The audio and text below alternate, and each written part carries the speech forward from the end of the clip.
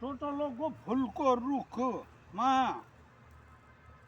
एक डाला, दुई डाला, तीन डाला, 4, 5, 6, 7, 8, 9, 10, 11, 12, 13, 14, 15, योसँग 16, 17, 18, 19, 20, 21, 22, 23, 24वटा चाहिँ ढालामा 124वटा रहेछ।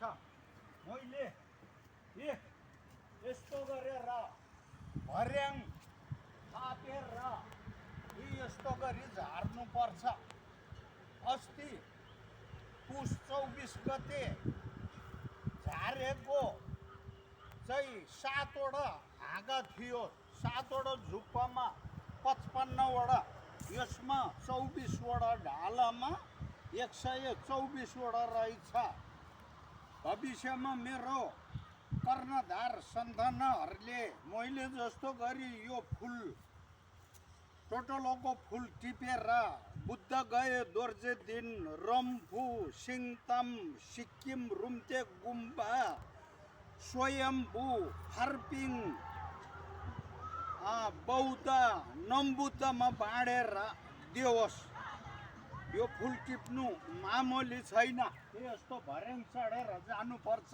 भर्याङ डोरीले बाँधेर यो टोटलोको फुल हाम्रो झ्याकु, पिकुथी, बगन्टी, तिलेखु, वहाँ घोर्ले, गुरुम्फी, लोङाटा, किर्से, सिङटी, किरती छाप बिरुवा, यो भिरकोट, माझी गाउँ, सिमले, यो डी गाउँको ब्यासी, कात्तिकेमा धेरै हुन्छ यो फुल हाम्रो। यो टोटलोको फुल धेरै महत्त्वपूर्ण छ। यो टोटलोको फुलको महत्त्व अर्थ धेरै छ। यो नेपाल ताम्बा सङ्घको ताम्बाहरूलाई थाहा छैन।